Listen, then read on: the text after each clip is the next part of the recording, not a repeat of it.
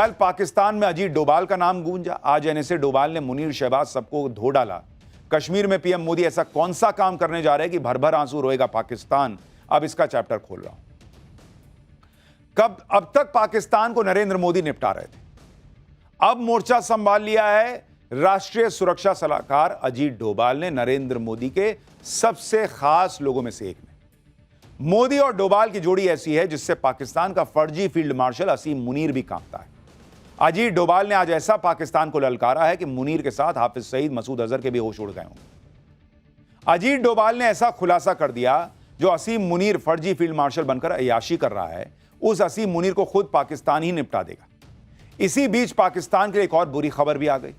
असीम मुनीर तो खुद अय्याशी कर रहा है, लेकिन मुनीर की यह अय्याशी भिखमंगे पाकिस्तान को पूरी तरह से डुबोकर ही मानेगी। पाकिस्तान का क्या होने वाला है, यह तो आगे बताऊंगा, लेकिन पहले देखिए कि पाकिस्तान ने कल ही अजीत डोभाल का नाम लिया और आज सबके सामने आकर अजीत डोभाल ने असीम मुनीर और आतंकी पाकिस्तान की कैसे जबरदस्त धुलाई की।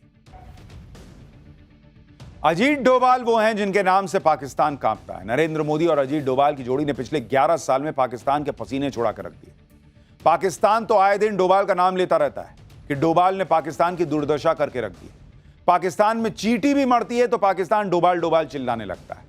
डोभाल का खौफ पाकिस्तान में आज से नहीं, डोभाल वो हैं जो पाकिस्तान में 7 साल तक जासूस बनकर रहे और पाकिस्तान को भनक तक नहीं लगी।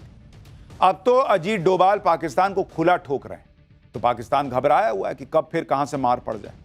इसलिए बात बात में पाकिस्तान अजीत डोभाल का नाम ले आता है। कल भी पाकिस्तान में अजीत डोभाल का नाम गूंजा था। आप सोचिए अजीत डोभाल के नाम भर से पाकिस्तान की कैसे हालत खराब होती है कि वहां बैठ के इस तरह का प्रोपेगेंडा फैलाया जा रहा है कि अजीत डोभाल की वजह से पाकिस्तान की हालत खराब है, वहां आतंकी हमले हो रहे हैं। कौन विश्वास करेगा। दरअसल पाकिस्तान की आर्मी इसलिए बौखलाई हुई है क्योंकि बीएलए यानी बलूचिस्तान लिबरेशन आर्मी ने पाकिस्तानी सरकार और मुनीर सेना की नाक में दम कर रखा है। बीएलए लगातार पाकिस्तान में अटैक कर रही है। बीएलए के लड़ाके पाकिस्तान में सेना के लिए काल बन चुके हैं। पाकिस्तानी सेना बीएलए से निपटने में नाकाम साबित हो रही है। अब पाकिस्तान की आर्मी के लिए मुसीबत इसलिए बढ़ गई क्योंकि मंगलवार से बीएलए ने बड़े हमले शुरू कर दिए। बीएलए ने पाकिस्तान में इस ऑपरेशन को ऑपरेशन बाम नाम दिया है। इस ऑपरेशन के तहत अभी तक बलूचिस्तान में 17 सरकारी और सैन्य ठिकानों को निशाना बनाया जा चुका है। बताया जा रहा है कि ऑपरेशन बाम में अभी तक पाकिस्तान की सेना और फ्रंटियर कोर को भारी नुकसान हुआ है। पाकिस्तान की सेना बीएलए से हर मोर्चे में फेल साबित हो रही है। ऐसे में अपनी नाकामी छिपाने के लिए पाकिस्तान बीएलए के हमलों का ठीकरा भारत पर फोड़ रहा है और अजीत डोभाल का नाम ले रहा है। लेकिन दुनिया जानती है कि आतंकवाद को कौन पाल रहा है। मुनीर की आर्मी खुलेआम आतंकियों के जनाजे में दिखाई दी थी। मसूद अजहर और हाफिज सईद को पाकिस्तान पालता है, ये सब जानते हैं। वहां आतंकी खुलेआम घूमते हैं, रैलियां करते हैं। पाकिस्तान की पुरानी आदत है कि पाकिस्तान में जब भी कुछ हो जाए तो भारत पर आरोप लगाओ। लेकिन इस बार पाकिस्तान की आर्मी ने अजीत डोभाल का नाम लेकर गलती कर दी। कल पाकिस्तान ने अजीत डोभाल का नाम लिया और आज अजीत डोभाल ने मुनीर, हाफिज सईद और पाकिस्तानी सेना सबको धो डाला। Thereafter, a lot of things are said that this thing, foreign press and all these things, they said Pakistan did that and this. You tell me one photograph, one imagery. In, these days, these imageries are from the satellites all over the world. They are this thing, which shows any Indian damage being done, even a glass pane having been torn. I don't know, only our forces will be knowing what's happening in this thing, but I am just telling, they brought out photographs, they wrote this thing, the New York Times put it this thing, put out, where is this thing? Only imagery, they said 13 air bases of Pakistan now and now, before 10th May and after 10th May. यानी अजीत डोभाल खुलकर बता रहे हैं कि भैया पाकिस्तान को ऐसा ठोका कि पाकिस्तान को नानी याद आ गई। लेकिन भारत को कहां ठोका, इसका कोई सबूत तो दिखाओ, एक फोटो तो दिखाओ कि भारत का एयरबेस फोड़ दिया, ब्रह्मोस गिरा दिया, ये कर दिया, वो कर दिया, सबूत तो दिखाओ। पाकिस्तान ने ऑपरेशन सिंदूर में खूब झूठ फैलाया था। विदेशी मीडिया ने भी भारत के खिलाफ माहौल बनाया था और इसी के सहारे असीम मुनीर फर्जी फील्ड मार्शल बन गया। लेकिन अजीत डोभाल ने आज सबको एक्सपोज कर दिया कि एक शीशा भी भारत का नहीं टूटा। उल्टे पाकिस्तान को ऑपरेशन सिंदूर में भारत ने ऐसा धोया कि कोई भूल नहीं पाएगा। पाकिस्तान के बहुत अंदर तक जाकर भारत पाकिस्तान को मारकर आया ऑपरेशन सिंदूर के बारे में पहली बार अजीत डोभाल खुद कुछ बोल रहे थे लोगों के सामने। सुनिए उन्होंने क्या बताया जो बहुत लोगों के एजेंडे को ध्वस्त कर देगा। We are really proud of it, not for necessarily what people perceive, that how much of an indigenous content was there. We are proud of it, that some of the best systems that worked, whether it was our BrahMos system, whether it was our integrated air control and command systems, whether it was our radars, we decided to have 9 terrorist targets in the crisscross of Pakistan. It was not only border area something, which we thought were there this way. We missed none. Ajit Doval जो इस पूरी planning के पीछे थे operation सिंदूर की, वो खुद खड़े होकर बता रहे हैं कि जो भारत ने चाहा, जैसे भारत ने चाहा वैसे पाकिस्तान के साथ ठोका उसको और किया।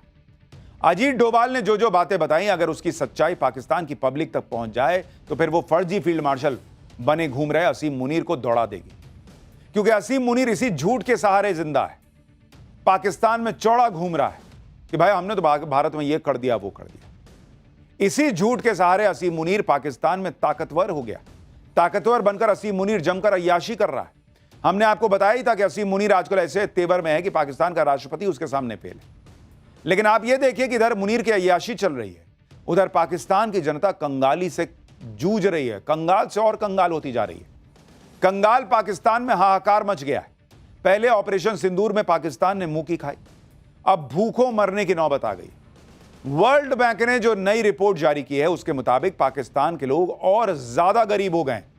इस रिपोर्ट के मुताबिक पाकिस्तान में 44.7% लोग अब भी गरीब हैं। यानी पाकिस्तान की 25 करोड़ आबादी में से 12 करोड़ लोग अभी भी गरीब हैं। हर दिन 250 रुपए से कम की आय वाले लोगों की संख्या 4.9 से बढ़कर 16.5% हो गई। यानी पाकिस्तान में आप सोचिए भिखारियों की संख्या क्या है भाई, 16.5% लोग वहां ऐसे हैं जो दिन का 250 रुपया नहीं कमा पाते।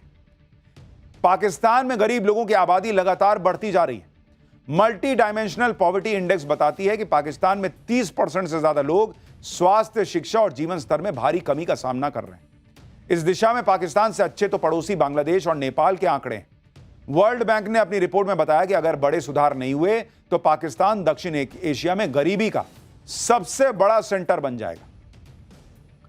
तो ये तो हाल है बॉस कि खाने को दाने नहीं, और ये पाकिस्तान जो है वो भारत को धमकाने निकलता है कि हम ये कर देंगे, हम वो कर देंगे।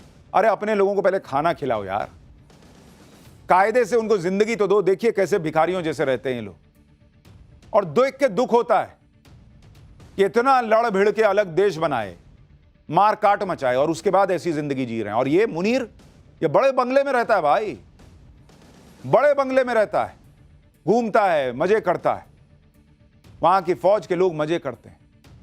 मुनीर के अय्याशी और पाकिस्तान की भूखमरी कंगाली के बीच एक और ऐसी खबर आई है जिससे पाकिस्तान को और झटका लगेगा। जिस वर्ल्ड बैंक के सामने जाकर पाकिस्तान पानी के लिए रो रहा था कि सिंधु जल समझौता भाई भारत ने स्थगित कर दिया, इसको कुछ करवाओ यार, पानी वानी दिलवाओ, उस वर्ल्ड बैंक से नरेंद्र मोदी कश्मीर के लिए ऐसा काम करवाने वाले हैं जिसे देखकर पाकिस्तान भर भर आंसू रोएगा। भाई सिंधु जल समझौता तो बहाल नहीं हुआ, लेकिन भारत सरकार वर्ल्ड बैंक से 3,119 करोड़ का फंड ले रही है। भारत सरकार के इस कदम से पाकिस्तान की नींद उड़ गई है, क्योंकि यह रकम जम्मू कश्मीर में क्वार बांध प्रोजेक्ट पर खर्च होगी। चिनाब नदी पर बन रहा यह प्रोजेक्ट रणनीतिक रूप से महत्वपूर्ण है। इस प्रोजेक्ट के पूरा हो जाने से 540 मेगावाट बिजली का उत्पादन होगा। पीएम मोदी ने अप्रैल 2022 में इस परियोजना की आधारशिला रखी थी। इस परियोजना को पूरा करने की डेडलाइन 2027 है, जिसके बाद घाटी में बिजली उपलब्धता और बढ़ेगी, औद्योगिक विकास हो पाएगा। कश्मीर में पीएम मोदी की स्ट्रैटेजी से पाकिस्तान के होश उड़े हुए हैं। पाकिस्तान की पब्लिक को समझ में आता है भाई कि इंडिया कहां से कहां पहुंच गया है और पाकिस्तान कहां रह गया। एक तरफ पाकिस्तान की जनता गरीबी और गुर्बत में से जूझ रही है, दूसरी तरफ पाकिस्तान की आर्मी के चीफ असीम मुनीर की अय्याशी खत्म नहीं हो रही। हमने आपको बताया था कि मुनीर 20 से 23 जुलाई तक श्रीलंका की राजनयिक यात्रा करने वाला है, और वो राजसी ठाठवाड़ से श्रीलंका जा रहा है, और वहां ऐसी ऐसी चीजें होंगी जिसमें बहुत पैसा खर्च होगा। सोचिए उस देश का आर्मी चीफ ये कर रहा है, करना तो राष्ट्रपति को चाहिए, लेकिन वो खुद इनडायरेक्टली राष्ट्रपति बन ही गया। तो वो ऐसी ऐसी चीजें कर रहा है कि अगर वो ना करे तो वहां गरीबों का भला हो जाए। मुनीर के कारनामों से पाकिस्तान की जनता भी वाकिफ है। पब्लिक को सब समझ में आ रहा है, लेकिन मुनीर समझने को तैयार नहीं। और समझे भी तो कैसे, क्योंकि उसको पता है अगर समझेगा तो पब्लिक हटा देगी, और ये नाटक करता रहेगा तो कुछ दिन बचा रहे। खैर, ये नाटक कितने दिन चलेगा ये तो वक्त बताएगा। टेनिस प्लेयर राधिका यादव की हत्या से पूरा देश सन्न है और सबको इस हत्याकांड ने झकझोर कर रख दिया है, क्योंकि कोई भी यह सोच नहीं सकता कि एक बाप, एक पिता अपनी उस बेटी के ऊपर गोलियां चला देगा, उसे मार देगा, जिस बेटी को उस पिता ने बड़े नाजों से पाला। किसी को यकीन नहीं हो रहा कि एक पिता जिसने अपनी बेटी को टेनिस का शानदार प्लेयर बनाने के लिए जी जान लगा दिया, वही पिता अपनी बेटी को गोलियां मारकर, पहले कहा गया 3 गोलियां, पोस्टमार्टम में पता चला 4 गोली मारी, और उसकी जान ले लेगा। यह है पिता। आखिर क्यों पिता ने टेनिस प्लेयर राधिका को गोली मारी, यह सवाल हर घर में उठ रहा। लोग ये समझ नहीं पा रहे ऐसी कौन सी चीज हो गई जिसकी वजह से एक पिता अपनी बेटी को इतनी बेरहमी से गोली मार के मार दे रहा है। गुरुग्राम के राधिका यादव मर्डर केस में अभी तक हत्या की वजह सामने आई है, जिसके मुताबिक राधिका गुरुग्राम में एक टेनिस अकेडमी चला रही थी। राधिका की टेनिस अकेडमी से पिता दीपक यादव को दिक्कत थी। दिक्कत इसलिए थी क्योंकि दीपक को लोग ताने मार रहे थे कि वो अपनी बेटी की कमाई खा रहा है। इन तानों से दीपक परेशान थे और वो चाहते थे कि उनकी बेटी अकेडमी को बंद कर दे, लेकिन राधिका इस बात के लिए तैयार नहीं थी। अकेडमी की वजह से बेटी और पिता में झगड़ा होता था। इसी झगड़े की वजह से दीपक ने अपने घर में अपनी बेटी को 4 गोलियां मारकर उसकी जान ले ली। यह तो शुरुआती कहानी है बॉस, लेकिन जैसे जैसे आगे जांच बढ़ रही है, बातें निकल कर आ रही हैं, इस कहानी में ट्विस्ट आने लगा है। भाई, ये वो कहानी है जो दीपक ने अपना जुर्म कबूलते हुए पुलिस को बताई और दुनिया के सामने रखी। लेकिन दीपक की इस कहानी में कई झोल हैं। यह पूरा मर्डर केस इतना सिंपल है नहीं जितना 4 लाइन में बता दिया गया कि अरे लोग ताना मारते थे कि बेटी का पैसा खा रहा है, बेटी के पैसे पे जी रहा है और बेटी को गोली मार दी। नहीं बॉस, इस कहानी में कितने छेद हैं, कैसे आरोपी दीपक के रिश्तेदार इस थ्योरी को खुद खारिज कर रहे हैं, आज आपको सब बताऊंगा। लेकिन पहले देखिए इस मामले में जो नया मोड़ आया है। एक नए कैरेक्टर की एंट्री हो गई है, उसके बारे में बताता हूं। और यह नया कैरेक्टर है इनामुल हक नाम का लड़का, जिसके साथ राधिका यादव ने म्यूजिकल वीडियो शूट किया था। यह है इनामुल हक। अब यह नया कैरेक्टर कौन है? इस मर्डर केस में इनामुल हक और राधिका की जान पहचान की चर्चा क्यों हो रही है? लोग इनामुल हक और राधिका की वीडियो को लेकर क्या कह रहे हैं? इनामुल हक राधिका से अपनी दोस्ती को लेकर क्या बता रहा है नवभारत के कैमरे पर? क्या उसकी वजह से ही पिता ने राधिका को मार दिया? आज आपको इस सब के बारे में बताऊंगा। साथ ही राधिका यादव की मौत से पहले उसके सोशल मीडिया अकाउंट क्यों गायब हो गए? क्या राधिका के रील बनाने से उसके पिता को दिक्कत थी? राधिका के एक्टिंग से दिक्कत थी? राधिका के सोशल मीडिया प्रोफाइल की वजह से पिता और बेटी का झगड़ा हुआ था क्या? बहुत सारे सवाल हैं जिनके जवाब आज आपको पाठशाला के इस पहले चैप्टर में देने का प्रयास करूंगा। जब से राधिका यादव के मर्डर की खबर आई है, तब से सबके मन में एक ही सवाल है कि आखिर राधिका के पिता ने उसका मर्डर क्यों किया? और इसको लेकर 3 थ्योरी अभी शुरुआत में चल रही है। थ्योरी नंबर 1, जिसके बारे में मैंने आपको बताया कि राधिका के पिता ने टेनिस एकेडमी और ताने की वजह से उसकी जान ले ली, लेकिन पुलिस इसे आखिरी सत्य मानकर नहीं चल रही। और इसके अलावा भी 2 और थ्योरी हैं जिस पर जांच हो रही है। जैसे एक थ्योरी राधिका के सोशल मीडिया अकाउंट को लेकर है। टेनिस खिलाड़ी राधिका सोशल मीडिया पर एक्टिव रहती थी और इंस्टाग्राम, फेसबुक पर रील बनाकर डालती थी। ऐसा दावा है कि हो सकता है यह भी पिता और बेटी के बीच विवाद की एक वजह बना हो। सोशल मीडिया वाली थ्योरी की पूरी परतें आगे खोलूंगा। इसके अलावा एक और थ्योरी यह भी है कि राधिका के पिता दीपक एक मुस्लिम लड़के इनामुल हक से उसकी दोस्ती को लेकर नाराज थे। इस युवक के साथ राधिका ने एक म्यूजिक वीडियो भी किया था। अब इस थ्योरी का क्या सच है, उसके बारे में क्या जानकारी आ रही है, वो भी आपको बताऊंगा। दरअसल सोशल मीडिया पर राधिका का एक पुराना वीडियो वायरल है जिसमें वो इनामुल हक नाम के एक मुस्लिम लड़के के साथ दिख रही है। इस वीडियो के आखिर में जो क्रेडिट सेक्शन है उसमें दोनों का नाम भी था। अब कुछ कयास ऐसे भी लग रहे हैं कि हो सकता है कि आरोपी पिता दीपक यादव को राधिका यादव की एक्टिंग और उसके इस करियर या मुस्लिम लड़के के साथ काम करने को लेकर कोई नाराजगी रही हो।